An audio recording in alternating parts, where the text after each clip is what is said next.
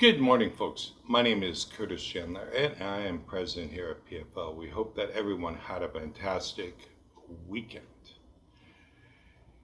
The Dow closed higher on Friday of last week and was higher 301.71 points week over week. The S&P 500 closed higher on Friday of last week, but was lower 156.25 points week over week. NASDAQ closed higher on Friday of last week, but lower 369.05 points week over week. In overnight trading, Dow futures traded higher and are expected to open at 40,941 points this morning, up 110 points from Friday's close. Oil prices settled lower on Friday of last week and lower week over week. WTI traded down $1.12 per barrel on Friday of last week to close at $77.16 per barrel, which was down $2.97 per barrel week over week. U.S. commercial crude inventories decreased by 3.7 million barrels week over week. U.S. crude inventories are now 5% below the 5-year average for this time of year. Total motor gasoline inventories decreased by 5.6 million barrels week over week. U.S. gasoline inventories are 2% below the 5-year average for this time of year. Distillate fuel inventories decreased by 2.8 million barrels week over week and are 9% below the 5-year average for this time of year. Propane and propylene inventories increased by 1.8 million barrels a week over week and are 15% above the 5-year average for this time of year. Propane prices closed at 78 cents per gallon on Friday of last week, which was down 4 cents per gallon week over week, but up 14 cents per gallon year over year. WTI is poised to open at 76.89, down 27 cents per barrel from Friday's close. Total North American weekly rail volumes were down 0.07% in week 30 compared to the same week last year. 7 of AAR's 11 major traffic categories posted year-over-year increases.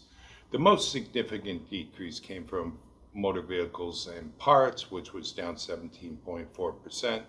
The most significant increase came from grain, which was up 16.39%. North American rig count was up by 17 rigs week over week. U.S. rig count was up by 3 rigs week over week, but down by 75 rigs year over year. The U.S. currently has 589 active rigs. Canada's rig count was up by 14 rigs week over week and up by 18 rigs year over year. Canada's overall rig count is 211 active rigs. Overall, year over year, we are down 57 rigs collectively. Folks, we are watching a few things out there for you. We are watching crude by rail out of Canada. Crude by rail out of Canada declined month over month. The Canadian Energy Regulator reported on July 24th that 89,141 barrels were exported during the month of May 2024 from 96,323 barrels in April 2024, a decrease of 7,182 barrels per day month over month. See PFL's rail report for further details. We are watching LNG up in Canada as the U.S. is halting or trying to delay the expansion of natural gas consumption in the U.S. Canada is surprisingly embracing it. Looking for frac sand from Wisconsin, several projects are set to come online in British Columbia, Canada. One of those projects is LNG Canada. The facility will initially export 14 tons or 1.84 BCF a day natural gas equivalent in 2025.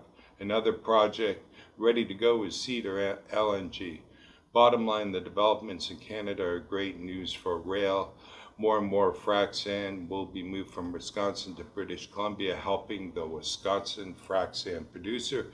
There are still ample frac sand cars in storage and available for immediate lease or purchase here in the U.S. Condensate produced by the LNG process will be railed from Kitimat to market areas. Another plus for the U.S. is discussions are underway on moving rigs and idle equipment to Canada for the U.S. We can only hope that U.S. war against natural gas and LNG will quickly abandon and we can participate in Canada's party on gas. Stay tuned to PFL. We're watching this one. In today's report, we also highlight the latest refinery runs. Petroleum rail cars are down week over week again. See the details in today's report. In addition, we have every export number. Also, in every weekly report is on what cars are available for lease or sublease. Please call PFL today for all your rail car needs, including storage, leasing, subleasing, car cleaning, repairing, flaring, scrapping, nitrogen generation services, and transloading. We've got all the equipment ready to serve you. Hope everyone has a great, safe week, and thanks for listening to our podcast. If there's anything we can help you with, we're ready to roll. Thanks, folks. Have a great week.